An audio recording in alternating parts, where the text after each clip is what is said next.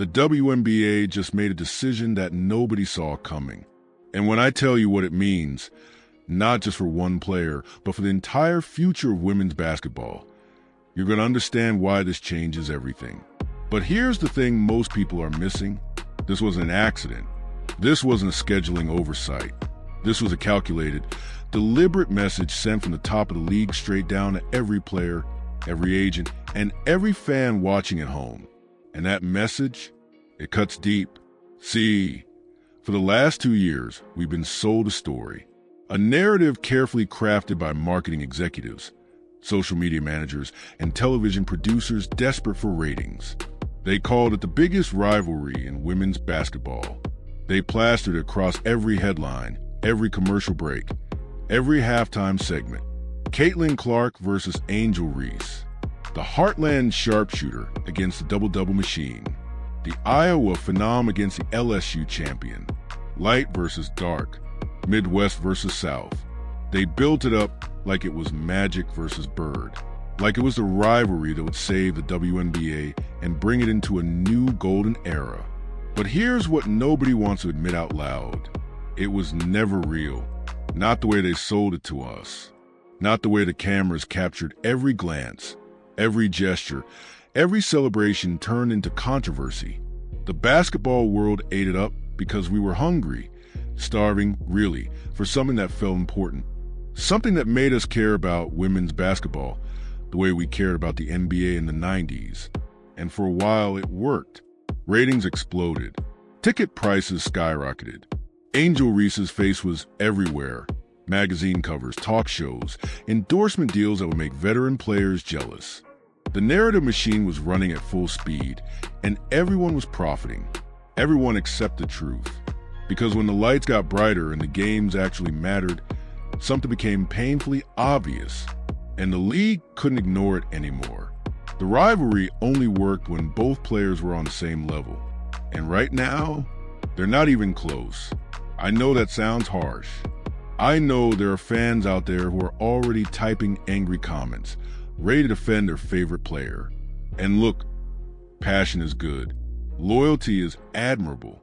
But at some point, we have to separate what we want to believe from what we're actually seeing on the court. The WNBA just released their new schedule, and buried in the fine print of game times and arena announcements was a truth bomb that the league hoped we'd overlook. We didn't. Opening weekend, the most important weekend of the entire season, the weekend that sets the tone for everything that follows, features one game above all others, Saturday night prime time, the biggest slot on the schedule, the game that will be marketed harder than any other in WNBA history. And that game? Caitlin Clark versus Paige Bueckers. Not Angel Reese. Not the player they spent 2 years promoting as Clark's ultimate nemesis. The WNBA took their marquee matchup, their crown jewel rivalry, and handed it to someone else. Meanwhile, Angel Reese, she's being sent to Portland, an expansion team, a franchise that doesn't even have a roster yet, a game that won't crack the top 5 most watched events of opening weekend. If that's not a demotion, I don't know what is. But here's where it gets even more interesting, because this isn't just about scheduling. This isn't just about television ratings or marketing strategies. This is about something much bigger. Something that explains why the WNBA was willing to throw away 2 years of narrative building overnight. And it all comes down to one word: performance. What happens when the numbers don't lie? What happens when the league realizes that the rivalry they manufactured simply cannot survive on the basketball court? That's exactly what we're about to uncover. Let me take you back to a moment that most people have already forgotten. But trust me, once you understand what really happened, you'll never look at the situation the same way again. It was the middle of last season. The Chicago Sky were playing the Indiana Fever in what was supposed to be the game of the year. Every sports network had hyped it for weeks. Social media was on fire. The arena was sold out before tickets even went public. Angel Reese versus Caitlin Clark. Round 3. The rivalry that was supposed to define a generation. And then the game started. For the first quarter, everything looked exactly like the promotional material promised. Physical play, intense energy, both players locked in. The crowd was electric, and you could feel the tension through your television screen. But by halftime, something had shifted. Caitlin Clark had already dropped 18 points. Her court vision was surgical. Her three-pointers were falling like rain. She was controlling the tempo, finding open teammates, and making the Fever offense look like a well-oiled machine. Angel Reese, 6 points, 8 rebounds, 3 turnovers. Now look, I'm not here to diminish anyone's game. Rebounds matter. Hustle matters. Being a presence in the paint absolutely matters. But when you're being marketed as someone's equal rival, the numbers have to back it up. And they didn't. They haven't for a while now. See, here's the dirty secret that nobody in the media wants to talk about openly. The rivalry between Clark and Reese was never built on comparable basketball ability. It was built on personality. It was built on social media moments. It was built on that iconic hand gesture during the national championship game that broke the internet. But gestures don't win games. Trash talk doesn't show up in the box score. And eventually, inevitably, the basketball court reveals the truth that marketing campaigns try to hide. The truth is uncomfortable. But here it is. Caitlin Clark is a generational talent. The kind of player who comes around once every 20 years. Her vision, her range, her ability to make everyone around her better. These aren't skills you can develop through hard work alone. This is something else entirely. This is that rare, unexplainable magic that separates good players from legends. Angel Reese is talented. Nobody is saying she isn't. Her rebounding instincts are elite. Her motor never stops. Her competitive fire burns hot enough to intimidate anyone standing across from her. But elite in certain areas doesn't equal elite overall. And when the WNBA sat down to plan their most important season yet, a season where they're competing with a women's basketball landscape more crowded than ever before, they had to make a choice. Do they keep pushing a narrative that the court consistently disproves? Or do they pivot to something more sustainable? They chose to pivot. But here's where this story takes a turn that nobody expected. Because the WNBA didn't just move on from one rivalry. They created a new one. And the player they chose to replace Angel Reese in the spotlight? Paige Bueckers. Now, if you've been following women's basketball at all, that name shouldn't surprise you. Paige Bueckers has been the most anticipated player since Caitlin Clark.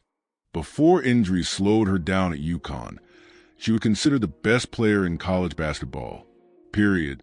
Not the best women's player. The best player. Her game is smooth. Her shooting is pure. Her basketball IQ rivals anyone who's ever played the sport. And unlike a rivalry built on drama and social media moments, a Clark-Bueckers rivalry is built on something the league desperately needs right now. Actual basketball excellence. 2 point guards. 2 players who can take over games with their skill rather than their personalities. 2 generational talents finally meeting on the biggest stage. This is what the WNBA has been waiting for. But if you think Angel Reese is just going to fade quietly into the background, you don't know her at all. What happens next and how she responds to this very public demotion could either save her career or destroy it completely. And the first signs of her response, they're already surfacing. 48 hours after the schedule dropped, Angel Reese's phone lit up. Media requests, interview invitations, reporters wanting her reaction to what everyone was calling the demotion heard around the WNBA. And what did she do? She went silent, completely, utterly silent. No tweets, no Instagram stories, no TikTok rants. For a player who built her entire brand on being loud, unapologetic, and constantly in the conversation, this silence was deafening. And that's when people started to worry. See, Angel Reese's silence isn't normal. This is someone who responded to criticism in real time during the national championship game. Someone who went toe-to-toe with media personalities twice her age and didn't blink. Someone whose entire public identity is built on never backing down from a fight. So when the biggest slide of her career happened, publicly for the entire world to see, and she said nothing? Something was happening behind closed doors. Sources close to the Chicago Sky organization started whispering, not to major outlets. They were too scared for that. But to insiders, to people who knew how to keep secrets while still letting the truth trickle out, what they said painted a troubling picture. Angel Reese was devastated. Not angry, not defiant, devastated. She had seen the schedule before it went public, as all players do, and reportedly requested an immediate meeting with Sky management. That meeting lasted over 2 hours. And when it was over, sources say Reese left the facility without speaking to teammates or staff. Now, the organization has denied these reports. They've called them speculation and unfounded rumors. But here's the thing about denials in professional sports. They almost always confirm more than they hide. Think about it. If nothing happened, why release a statement at all? If Reese was fine with the schedule, why not just let her say so publicly? The fact that the organization felt the need to get ahead of this story tells you everything you need to know about its validity. But the silence eventually broke. And when it did, it wasn't with words. It was with a single image. 3 days after the schedule dropped, Angel Reese posted a photo to her Instagram story. No caption, no hashtags, just an image of her in the gym at 5 a.m., sweat dripping down her face, weight scattered across the floor. The message was clear without saying anything at all. I'm working, I'm improving, and I'm coming for everyone who counted me out. The basketball world reacted instantly. Fans flooded the comments with support. Analysts praised her response.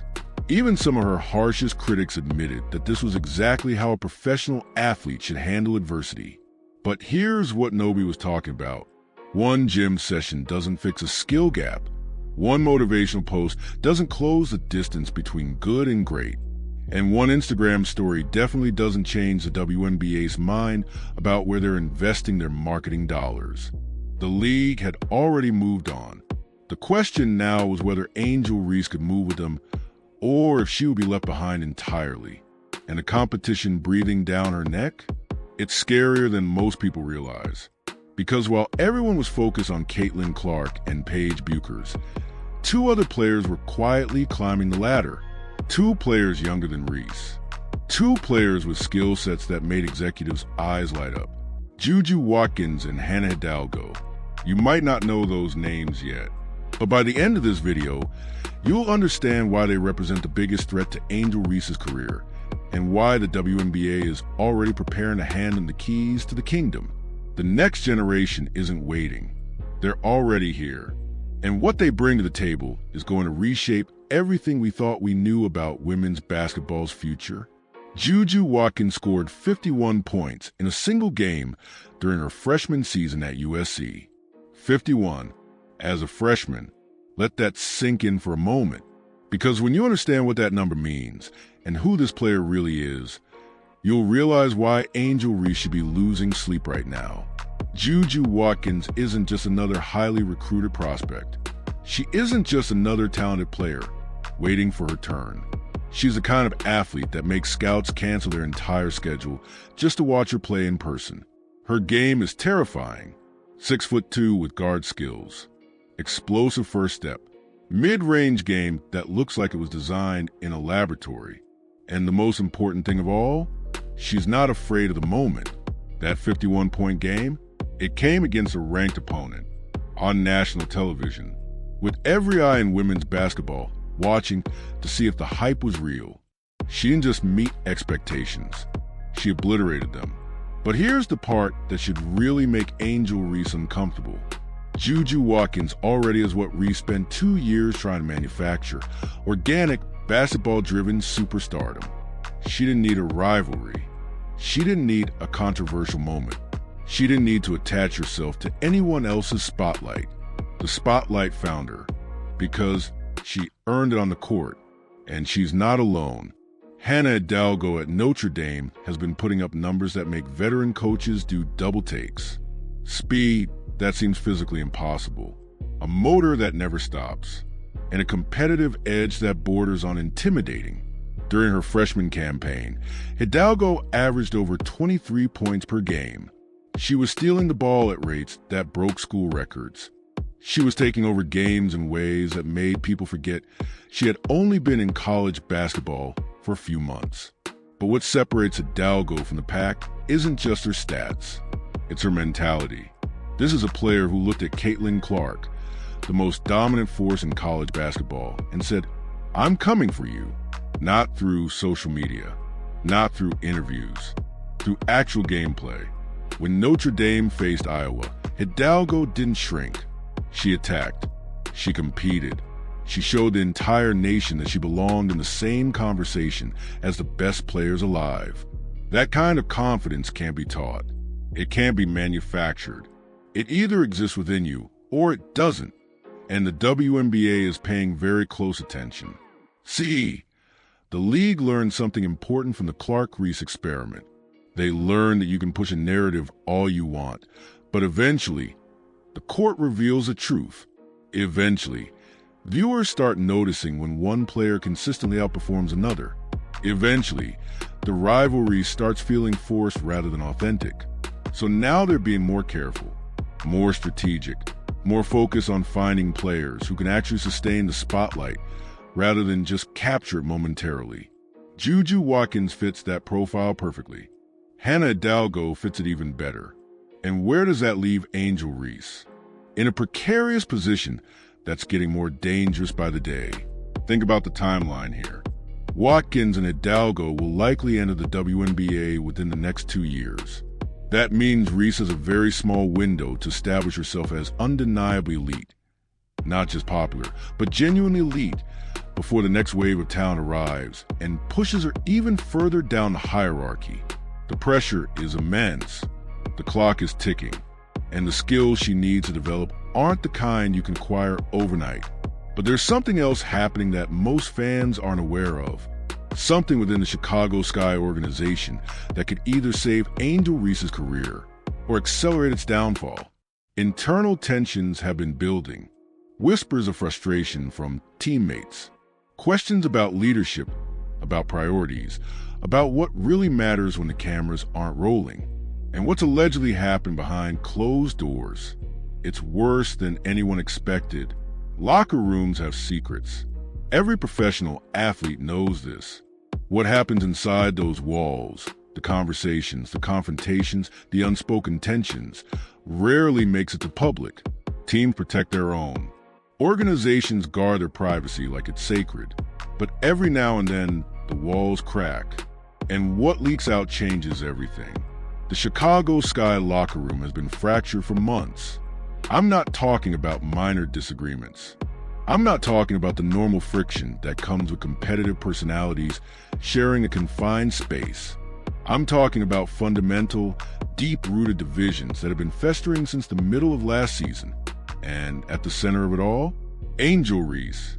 Now, before you jump to conclusions, let me be clear about something.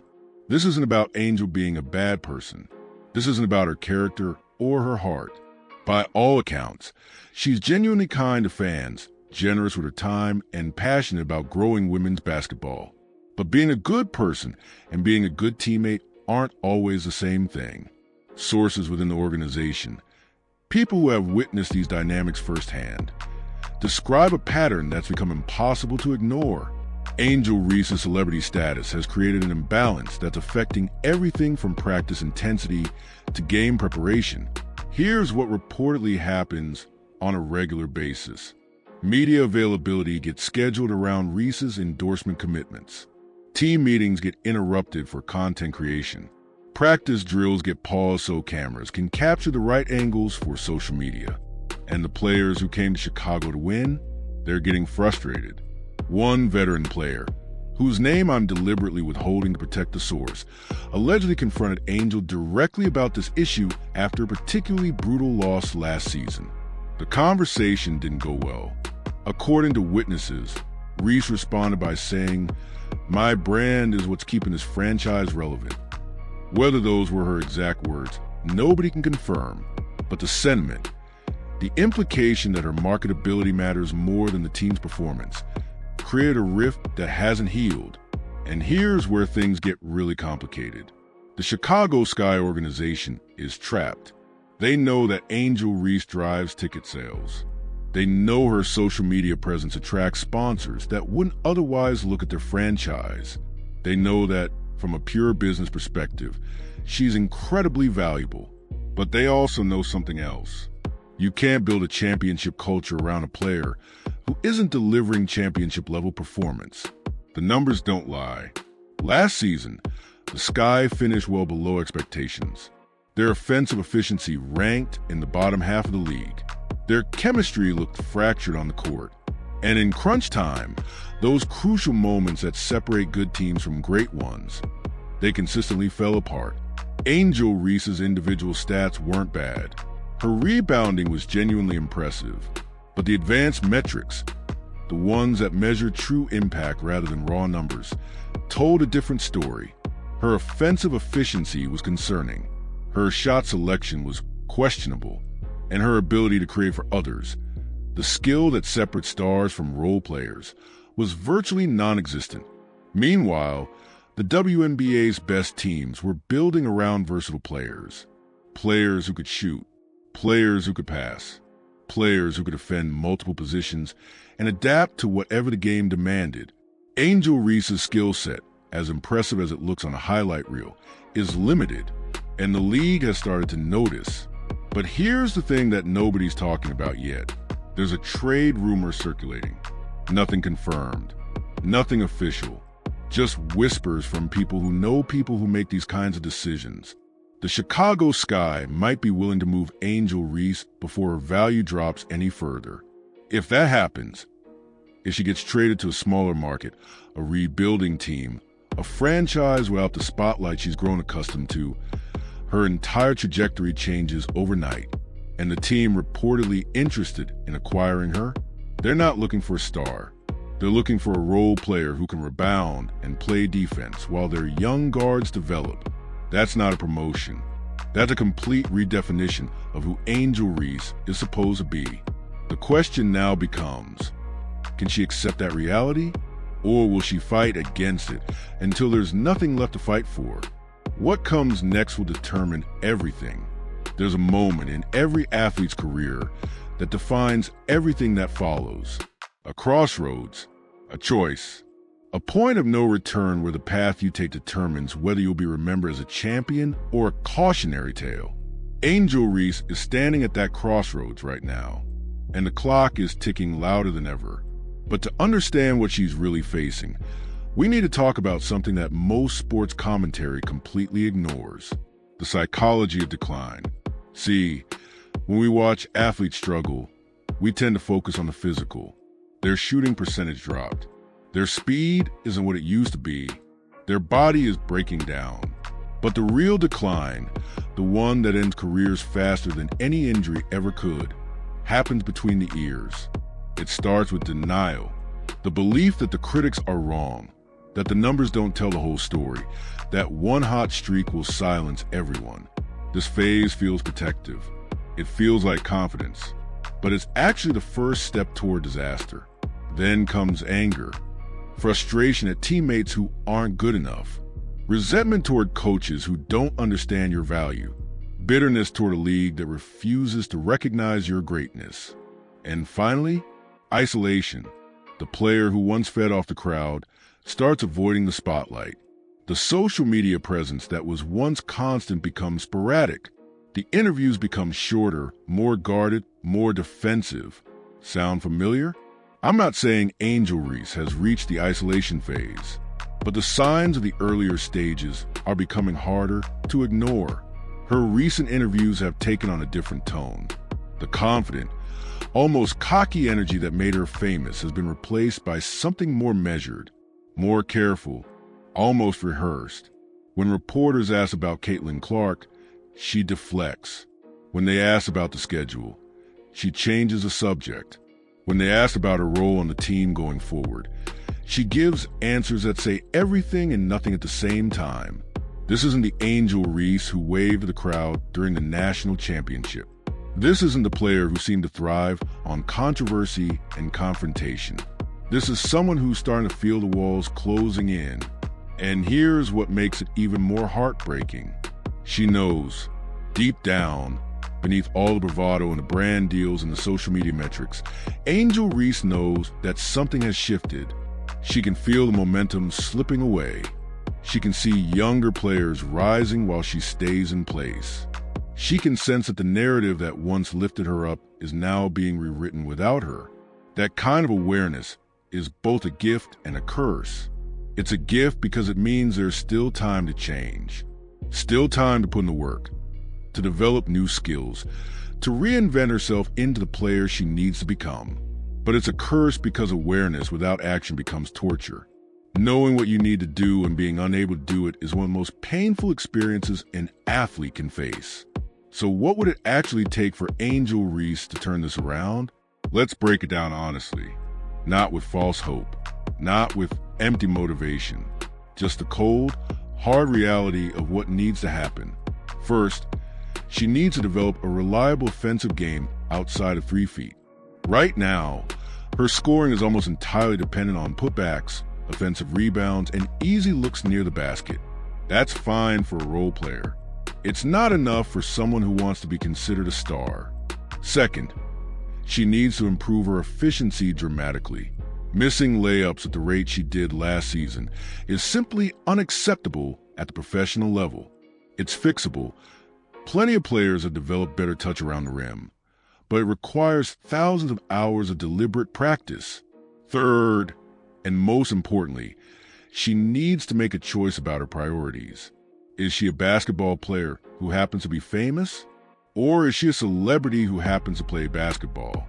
Right now, the evidence suggests the latter. And the WNBA, despite all its marketing needs, is ultimately a sports league. Performance matters more than popularity. Results matter more than reach. But here's the twist that nobody saw coming. There's one person who might be able to save Angel Reese's career.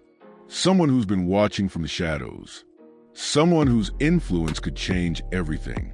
And that person just made a move that shocked everyone. Staley picked up the phone. For those who don't know that name, let me be absolutely clear about who we're talking about. Staley isn't just a coach. She isn't just a former player. She's a 3-time Olympic gold medalist, a Naismith Basketball Hall of Famer, a national championship winning head coach at South Carolina. In the world of women's basketball, Staley's word is law. When she speaks, players listen. When she offers advice, careers change. When she takes someone under her wing, that person is protected by the most powerful shield in the sport. And according to multiple sources close to the situation, Staley reached out to Angel Reese directly, not through agents, not through handlers, not through the formal channels that usually govern these kinds of interactions. A direct phone call, player to player, legend to struggling star. What was said during that conversation remains private. Neither party has confirmed it even happened. But the timing, coming just days after the scheduled demotion became public, is impossible to ignore. And here's why this matters so much. Staley doesn't waste her time. She doesn't make calls out of pity or obligation. Every action she takes is strategic, purposeful, and designed to achieve a specific outcome. So what could she possibly want from Angel Reese? The theories are already circulating. Some believe Staley is positioning herself as a mentor, trying to save a young player from making the same mistakes others have made before. Some think there's a more practical motivation, perhaps related to Team USA considerations for upcoming international competitions. But there's another theory that's gaining traction, one that would fundamentally reshape everything we thought we knew about this situation. Staley might be recruiting Angel Reese, not for South Carolina. Reese's college days are behind her, but for something else entirely. Something that's been rumored for years but never confirmed. A player development program. An exclusive, invitation-only training system designed by Staley herself. A path for professional players who need to completely rebuild their games from the ground up. If this program exists, and several credible sources believe it does, it would explain why certain players seem to transform overnight, why athletes who were written off suddenly returned with skills nobody knew they had. Why Dawn Staley's influence extends far beyond the college game. Angel Reese will be exactly the type of player this program was designed for. Talented but limited, famous but struggling, at a crossroads where the right guidance could mean the difference between greatness and obscurity. But here's the catch. If Staley is offering this opportunity, it comes with conditions. Brutal, non-negotiable conditions that most modern players would reject immediately. Complete media silence during the training period. No endorsement shoots. No social media content. No distractions whatsoever. For someone like Angel Reese, whose entire brand is built on visibility and engagement, accepting those terms would feel like professional suicide. How do you maintain sponsorships when you disappear for months? How do you keep your followers engaged when you have nothing to post? How do you protect the celebrity status you've worked so hard to build when you're locked away in a gym somewhere, invisible to the world? These are impossible questions, and the answers might determine whether Angel Reese even has a career worth saving. But there's another layer to this story that makes everything more complicated. Caitlin Clark knows about the phone call. She hasn't said anything publicly. She hasn't addressed it in interviews or on social media. But people close to the situation confirm that Clark is aware of Staley's outreach, and she has opinions about it. Strong opinions. See, Caitlin Clark has her own history with Dawn Staley. During the recruiting process years ago, there were conversations, there were possibilities, there were paths that could have led Clark to South Carolina instead of Iowa. Those paths weren't taken. And while both parties have been diplomatic about it publicly, insiders suggest there's unfinished business between them. Now Dawn Staley is potentially aligning herself with Clark's biggest rival, or at least the person who was marketed as her biggest rival for 2 years. Is this coincidence? Strategy? Something more personal? The chess pieces are moving, and the game being played is far more complex than anyone realized. Caitlin Clark doesn't play chess. She plays three-dimensional warfare. And right now, she's watching every move being made around her with the kind of calculated patience that most people mistake for indifference. But make no mistake, she sees everything. When the WNBA released that schedule, putting her head-to-head with Paige Bueckers on opening weekend, Clark didn't celebrate. She didn't post about it. She didn't even acknowledge it publicly. Instead, she did something far more telling. She reached out to Paige Bueckers directly, not to trash talk, not to establish dominance, but to welcome her, to congratulate her on making it to the league, to tell her, player to player, that she was looking forward to competing against her at the highest level. This is what separates generational talents from everyone else. While Angel Reese was going silent in the wake of her public demotion, Caitlin Clark was building bridges. While the media was manufacturing drama, Clark was establishing relationships that would serve her for the next 15 years of her career. She understands something that most young athletes never figure out. Your rivals today are your teammates tomorrow. Olympic teams, all-star games, post-career business ventures. The players you compete against become the players you collaborate with. The relationships you build during your playing days become the foundation for everything that comes after. Angel Reese burned bridges. Caitlin Clark built them. And that difference, that fundamental approach to professional relationships, is going to matter far more than any single game or any single season. But here's where Clark's genius really becomes apparent. She's using the Paige Bueckers matchup to accomplish something far more strategic than just winning a basketball game. She's using it to permanently close the door on the Angel Reese narrative. Think about it from a marketing perspective. If Clark and Bueckers put on a spectacular show, if their opening weekend matchup delivers a kind of basketball excellence that justifies all the hype, the conversation shifts permanently. The media will have a new rivalry to cover. The fans will have new storylines to follow. The league will have validation that their pivot was the right decision. And Angel Reese, she becomes yesterday's news, not through any direct action, not through trash talk or confrontation, but simply through excellence, through performance, through being so undeniably great that the manufactured narratives of the past become irrelevant. This is the most devastating form of competition there is. You don't defeat your rivals by attacking them. You defeat them by making them invisible. Caitlin Clark understands this instinctively, and she's positioned herself perfectly to execute it. But she's not taking anything for granted. Not Paige Bueckers, not the matchup, not the spotlight. Sources close to the Indiana Fever say Clark's training regimen has intensified dramatically since the schedule was announced. She's reportedly working with new shooting coaches. She's studying Bueckers' game film obsessively. She's preparing for opening weekend, like it's the championship game. Because to her it is. This is the moment that establishes a new hierarchy. The moment that proves the WNBA made the right call. The moment that cements Clark's position at the very top of women's basketball for years to come. And Paige Bueckers? She knows exactly what's at stake too.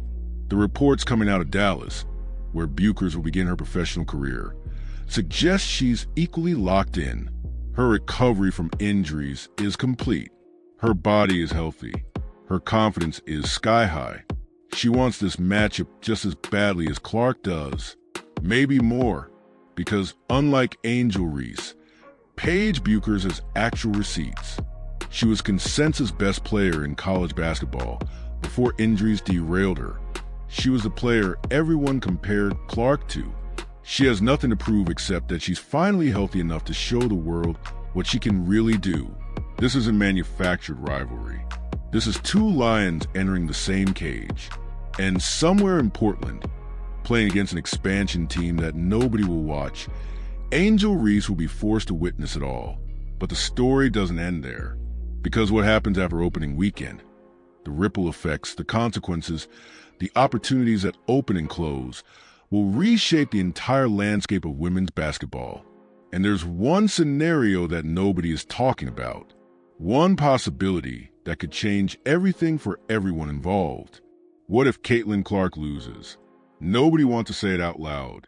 Not the analysts, not the commentators, not the fans who have already crowned Caitlin Clark as the undisputed queen of women's basketball. But the possibility exists. And if it happens, the shockwaves will be felt for years.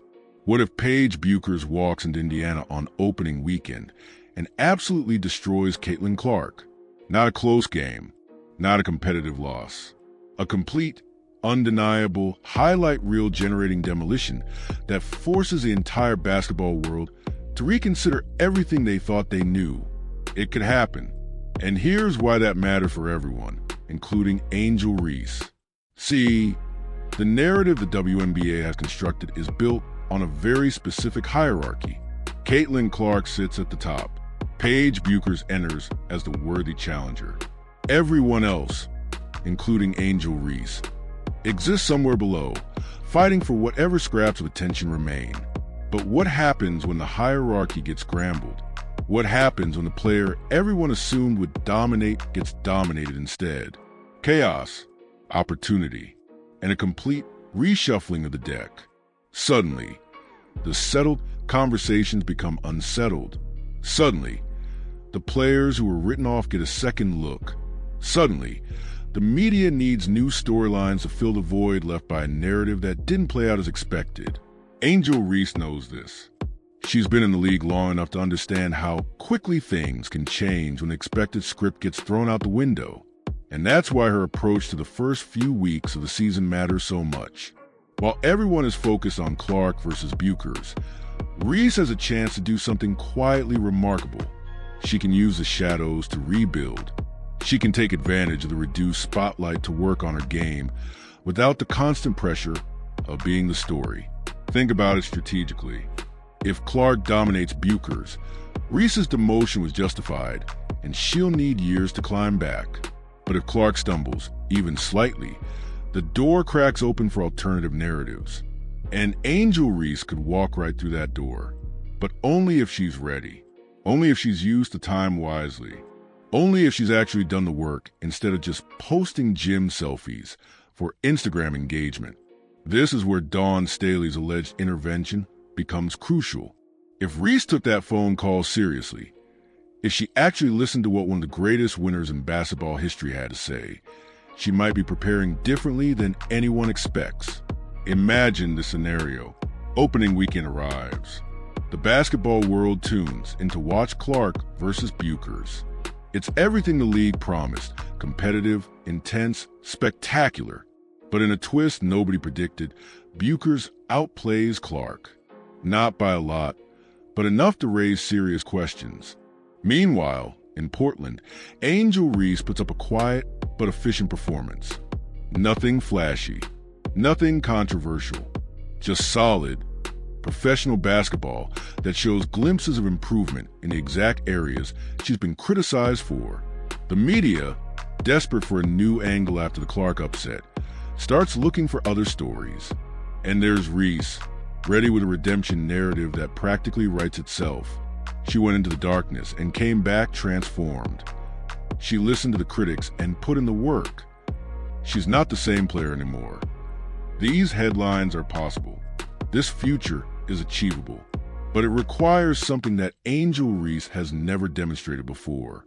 Patience, the ability to stay quiet when everything inside you wants to scream, the discipline to keep grinding when nobody is watching, the wisdom to understand that sometimes the best move is no move at all. Can she do it? Her entire personality suggests she can't. Her history of needing the spotlight suggests she won't. Her brand demands constant visibility in ways that directly conflict with the silent grind necessary for real improvement. But people can change. Adversity can transform. Rock bottom can become the foundation for something greater. The question is whether Angel Reese will let it, because right now, at this exact moment in time, she has a choice that will define everything that follows. She can fight against her demotion publicly, calling out the league, playing the victim, manufacturing drama to stay relevant, and probably accelerate her decline. Or she can embrace it privately, using the reduced pressure to actually become the player she's always claimed to be, and potentially save her career. The next 30 days will tell us everything. And what happens in those 30 days? It's going to shock everyone. The arena lights dimmed. The crowd roared. Opening weekend had finally arrived. And everything we thought we knew about women's basketball was about to change forever. But before I tell you what happened, before I reveal the twist that nobody saw coming, I need you to understand something important about this moment. This wasn't just a basketball game. This was a referendum, a judgment day, a line in the sand that would separate the past from the future, the pretenders from the contenders, the manufactured from the authentic. Every player in the WNBA understood what was at stake. Every front office was watching. Every agent, sponsor, and media executive had their eyes glued to their screens. The future was being decided in real time. Caitlin Clark walked onto the court in Indiana with the weight of an entire league on her shoulders. The expectations were crushing. The pressure was immense. But if you looked closely, if you watched her eyes as she surveyed the arena, you saw something that explained everything about who she is. She wasn't nervous. She was hungry. Paige Bueckers, on the other side, carried her own burden, years of injuries, questions about whether she could ever return to her former dominance, whispers that maybe, just maybe, the best version of her was already in the past. She had something to prove, and she was ready to prove it. The game started exactly as everyone predicted. Intense, physical, two elite guards going at each other with everything they had. The crowd was electric. The energy was unlike anything the WNBA had ever seen. And then, in the third quarter, something unexpected happened. Paige Bueckers took over. Not gradually, not slowly. She erupted in a way that left everyone, including Caitlin Clark, stunned. 12 points in 4 minutes. Contested threes falling like rain. Drives to the basket that seemed to defy physics. For the first time all season, Caitlin Clark looked mortal, beatable, human. The lead stretched to 15. Indiana's crowd went silent. And across the country, millions of viewers wondered if they had been wrong about everything. But here's the thing about generational talents. They don't stay down. With 6 minutes left, something shifted in Caitlin Clark's eyes. The doubt vanished. The hesitation disappeared. What replaced it was something terrifying, a cold, calculated fury that carried her through every obstacle she'd ever faced. She started scoring, and she didn't stop. Threes from impossible angles, floaters over outstretched defenders, passes that found teammates in positions they didn't even know they were in. It was a masterclass, a reminder of why she was considered the best player in the world. The final score? Indiana won by 3. Caitlin Clark finished with 38 points, 12 assists, and a game-winning step-back 3 with 4 seconds left that will be replayed for decades. Paige Bueckers had 35 points of her own, a performance that, on any other night, would have been the story. But this wasn't any other night. The Clark-Bueckers rivalry was officially real, and the basketball world had the matchup it had been waiting for. But here's what nobody was talking about while all of this was happening. 1,200 miles away in Portland, Angel Reese was putting on a show of her own. Against the expansion team that was supposed to be an afterthought, Reese played the best game of her professional career. 24 points, 18 rebounds, 5 assists, a career high. And most importantly, she only missed 2 shots inside 5 feet. The layups were falling. The footwork was sharper. The offensive game that everyone said she didn't have was suddenly, undeniably there. Nobody was watching. The ratings confirmed that almost everyone had tuned into Indiana instead. But the people who matter, the coaches, the scouts, the executives who make decisions about who gets opportunities, they saw the box score and they started making phone calls. By Monday morning, the trade rumors that had been circulating about Angel Reese took a dramatic turn. Teams weren't calling Chicago to acquire a declining asset anymore. They were calling because they saw something different, something improved, something that suggested maybe, just maybe, the story wasn't over after all. Did Dawn Staley's intervention actually work? Did the demotion serve as the wake-up call Reese desperately needed? Did hitting rock bottom finally force her to become the player she'd always had the potential to be? It's too early to say for certain. One game doesn't define a career. One performance doesn't erase seasons of inconsistency. But for the first time in months, Angel Reese has something she didn't have before. Hope. The WNBA moved on from her. They handed the spotlight to Caitlin Clark and Paige Bueckers. They relegated her to the shadows and expected her to fade away quietly. Instead, she used the darkness to transform. The rivalry that was supposed to end, it might just be evolving into something more authentic, something built on actual improvement rather than manufactured drama, something that could, if Reese continues on this path, become the real competition the league always wanted. Caitlin Clark is still the best player in women's basketball. That hasn't changed. But the gap, for the first time, it's closing. And in a sport defined by competition, by struggle, by the constant pursuit of greatness, that's exactly what everyone should want. The fake rivalry is dead, but the real story, it's just beginning.